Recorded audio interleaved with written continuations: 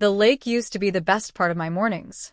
Every day around sunrise, I'd walk out onto my back patio with a mug of coffee and watch the light creep across the water. The lake sat just beyond the trees at the edge of the neighborhood, calm and glassy most days, with the occasional fisherman drifting by in a quiet little aluminum boat. It was the reason I bought the house. The listing had said partial lake view, but once the leaves dropped in winter, the view opened up beautifully. You could see almost the entire stretch of water from the back corner of my yard. For 3 years, it stayed that way. Then Karen moved in next door. Now, I don't throw around the word Karen lightly. But when the neighborhood eventually started calling her that, it wasn't exactly unfair. She bought the house to my right, a massive 2-story place that reportedly sold for around $800,000. Apparently, she just moved from California and made it very clear from day one that she had high expectations for community standards. The first thing she did after moving in was introduce herself. She didn't bring cookies. She brought a clipboard. I was in my driveway unloading groceries when she walked over. "Hi," she said, smiling tightly. "I'm Karen, the new HOA Architectural Committee Chair." That should have been my first warning. "Nice to meet you," I said. She glanced past me toward my backyard. "I couldn't help noticing your trees." "My trees?" "Yes," she said, tapping her clipboard. "They block the lake view from my second-floor balcony." I actually laughed a little, because I thought she was joking. She wasn't. "I just moved here, specifically for the lake view," she continued. "And those trees are directly in the sight line." Now, for context, those trees had been in my yard long before either of us bought our houses. Tall pines, probably 25 years old, planted along the fence line by the original homeowner. They were also entirely on my property. "So you want me to what?" I asked. "Trim them back," she said. "Or remove them entirely." I blinked. "They're my trees." "Yes," she said, as if explaining something obvious. "But they impact neighboring property enjoyment." That phrase stuck with me. Impact neighboring property enjoyment. It sounded like something pulled straight out of an HOA handbook. "Sorry," I said. "I like the trees." Her smile tightened even more. "Well, we'll see what the HOA guidelines say about that." And just like that, she walked away. I figured that was the end of it. It wasn't. 2 weeks later, I received an email from the HOA. Subject line: Vegetation obstruction complaint.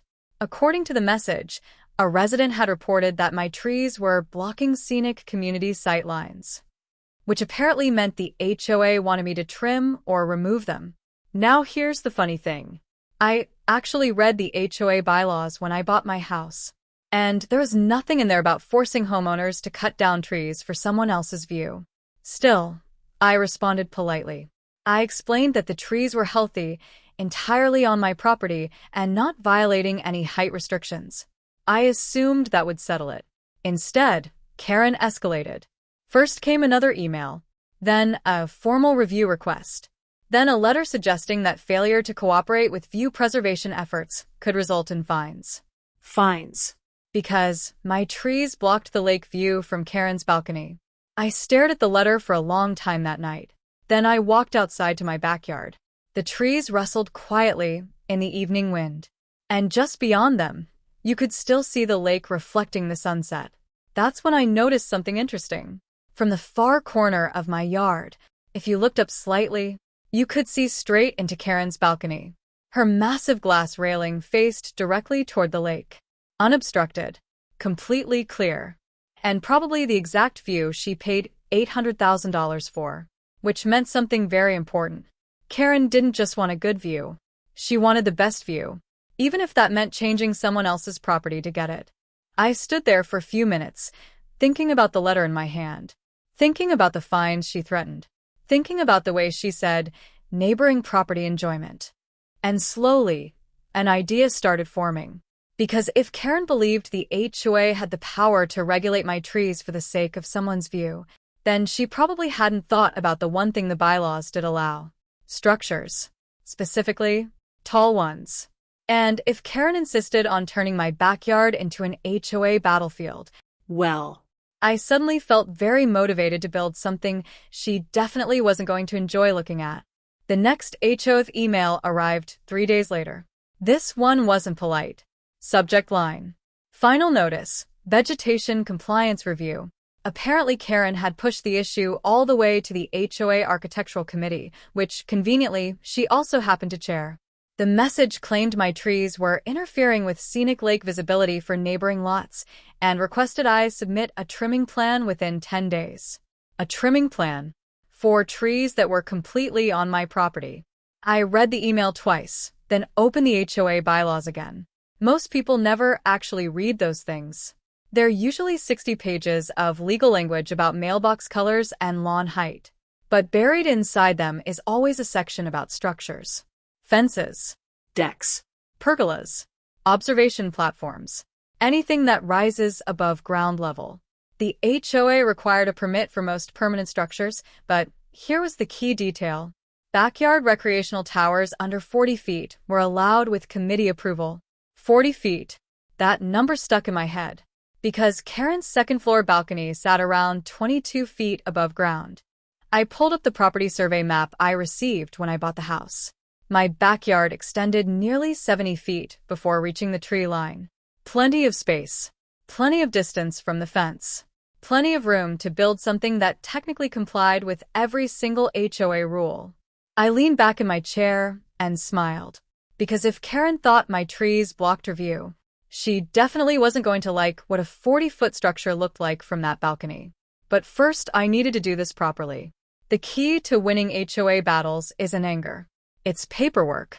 So the next morning I submitted a formal architectural improvement request. Project description: backyard observation tower/elevated deck. Height: 39 feet. Purpose: lake viewing platform. Materials: pressure-treated lumber, steel anchors, safety railings. Location: back corner of my property, right between the trees Karen wanted removed. 2 days later, the HOA emailed back. Karen herself responded. Her message was short. This proposal seems excessive. Please clarify intended use. I replied immediately. Personal recreation and lake viewing. Technically true. She responded again. Why does the structure need to be 39 feet tall? I stared at that email for a second, then typed the most honest answer possible. Improved lake visibility. There was no response for the rest of the week, which meant the request automatically moved to the next HOA meeting agenda. Now, normally HOA meetings are the most boring thing imaginable. 6 people arguing about landscaping, someone complaining about mailbox paint. But this one was standing room only. Apparently, Karen had been telling people I was planning to build a giant tower in my backyard, which, to be fair, wasn't exactly wrong. When my request came up on the agenda, Karen immediately started talking. This proposed structure is clearly unnecessary, she said. It's far taller than anything else in the neighborhood. One of the other board members flipped through the bylaws. The maximum height allowed is 40 feet, he said. Karen frowned. Yes, but... And the application says 39. A few neighbors sitting in the back whispered to each other. Someone asked, "What's the tower for?" "Lake viewing," I said calmly. Another board member shrugged. Well, that seems reasonable. Karen looked like she'd just bitten into a lemon. But it will affect neighboring sightlines. I tilted my head slightly. Just like my trees? The room went quiet. Even the board members noticed the irony, because the same argument Karen used against my trees now applied to her view. After a few minutes of awkward discussion, the board reached the only decision they legally could. The proposal met every requirement in the bylaws. Setback distance? Compliant. Height limit? Compliant. Structural plan? Compliant. The vote passed 3-2. Karen voted against it, but it didn't matter. My tower was officially approved, and construction was scheduled to start the following Monday. Karen didn't say a single word to me as the meeting ended, but as people filed out of the room, one of my neighbors leaned over and whispered, 40 feet. I smiled. 39. Because technically, I was still following the rules. Karen just hadn't realized how tall those rules could get. Construction started the following Monday at 7:30 in the morning, right when the neighborhood was quietest. right when people were leaving for work. And most importantly, right when Karen liked to sit on her second-floor balcony with coffee. The first thing that arrived was the lumber truck. Then the contractor's pickup. Then a trailer carrying steel anchor posts and long support beams. By 8 a.m., 3 workers were in my backyard unloading materials while I stood nearby pretending to measure things with a clipboard. Karen stepped onto her balcony right on schedule. At first, she just watched, confused. Then she leaned over the railing. "What's all that?" I looked up. "Morning, Karen. What are they doing?" "Starting the observation tower." Her face went still. "You're building it?" "Well," I said, glancing at the permits taped to the back fence, "the HOA approved it." For a moment she just stared. Then she disappeared inside. 10 minutes later, she was in my driveway. No clipboard this time. No polite smile. "You can't seriously be building a 40-foot tower." 39, I corrected. "That's ridiculous." "It's permitted."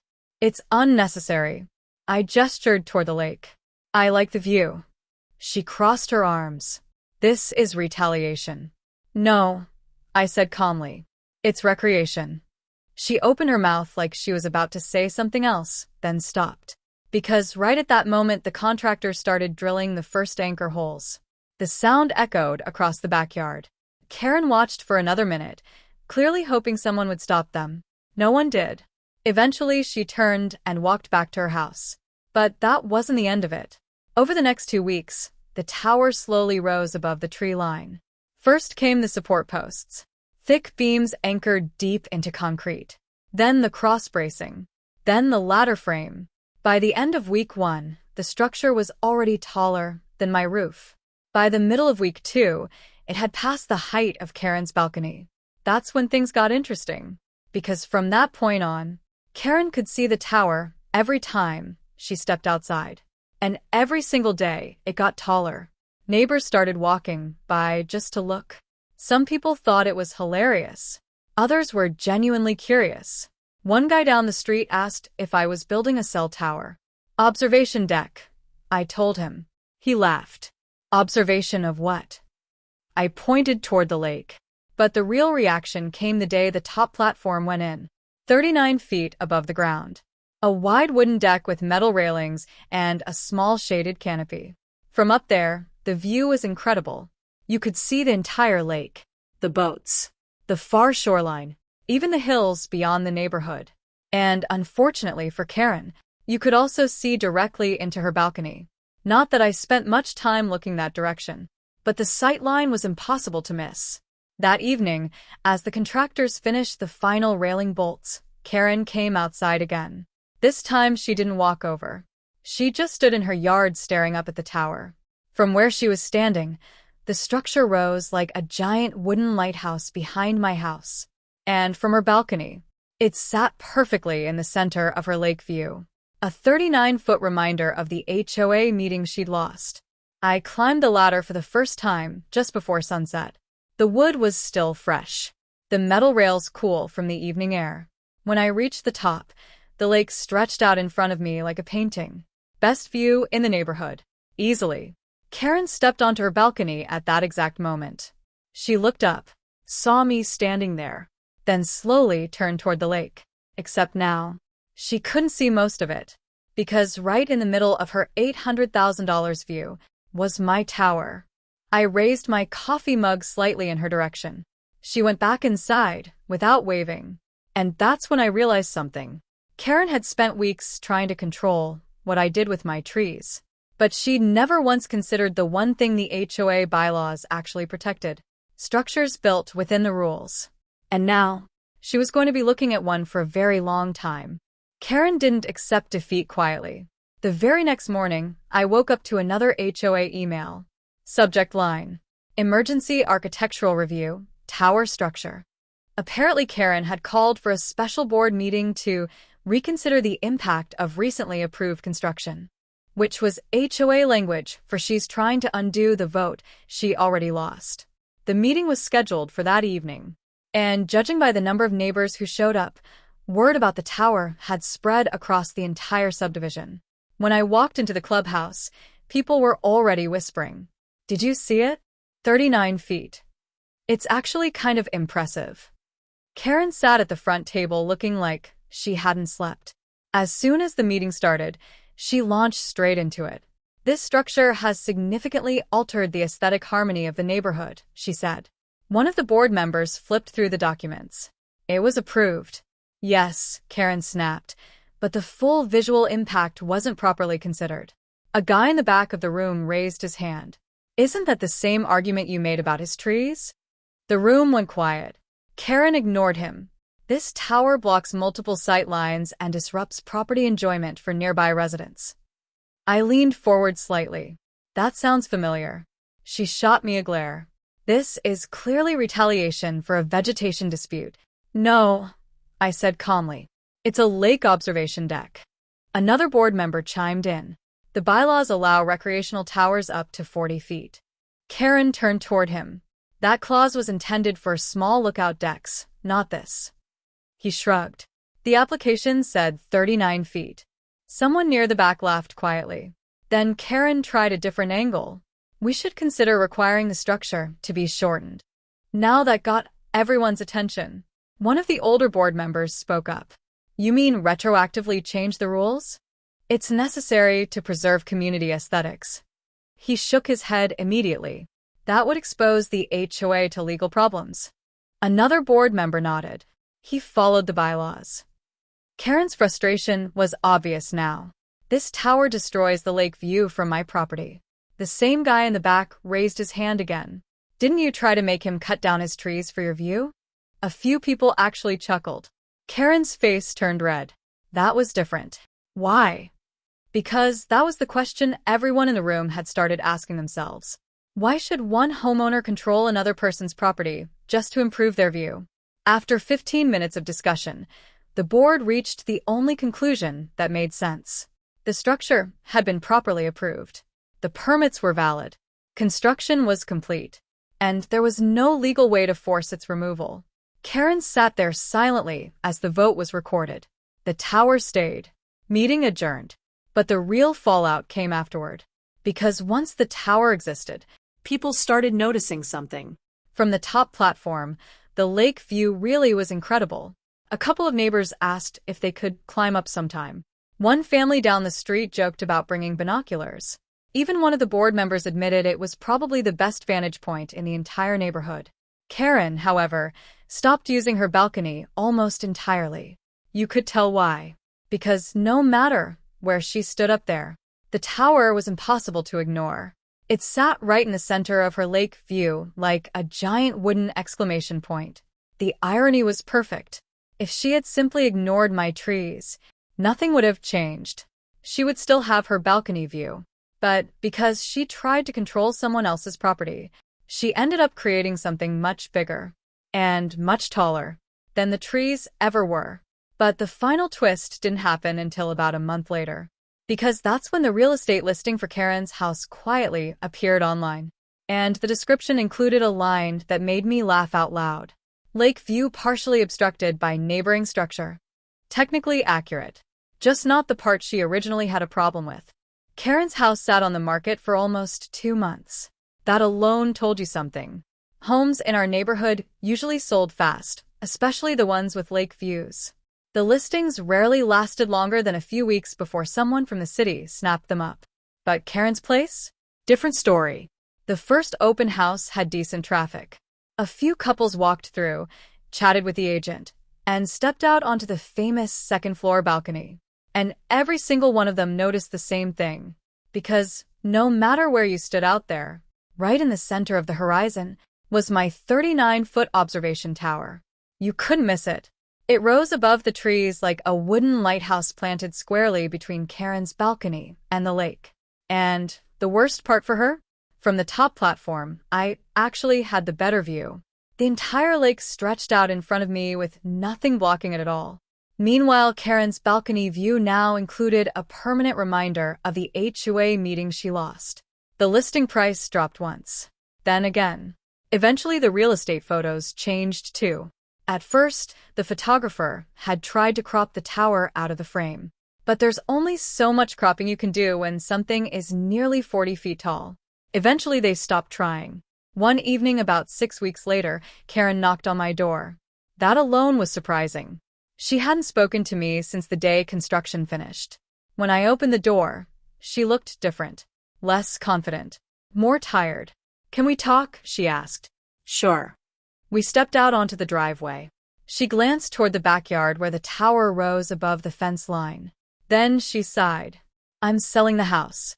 I heard. She hesitated. "Would you consider removing the tower?" I almost laughed, but I kept my voice calm. "It's permitted." "I know. It's recreational." "I know. And it improves my lake view." She looked at the ground for a moment. "I might be able to help cover the cost." That part surprised me. "How much?" I asked. She named a number. It was a decent offer. Probably more than the tower had actually cost to build. For a moment I thought about it. Then I shook my head. "I like the view." She didn't argue. Didn't threaten fines. Didn't mention HOA rules. She just nodded slowly. "Fair enough." And with that, she walked back to her house. 3 weeks later, the place finally sold. The new owners moved in during early fall. Nice couple. First thing they did was come over and introduce themselves. They had heard about the tower, of course. Everyone had. But they surprised me with their reaction. "We actually love it," the husband said. "Best landmark in the neighborhood," his wife added. A few weeks later, I even invited them up to the platform. From the top, the lake looked incredible in the autumn light. The husband leaned on the railing and laughed. "You know," he said, "the real estate agent told us the previous owner complained about this thing constantly." I took a sip of coffee. "Yeah," I said. She wasn't a big fan of the view. And that was the end of it. The trees stayed. The tower stayed. The lake still looked just as peaceful every morning. The only real difference was that now, the best view in the entire neighborhood was 39 feet above my backyard. All because Karen decided someone else's trees were ruining her $800,000 view. Turns out, sometimes the easiest way to improve your scenery is to build a better vantage point.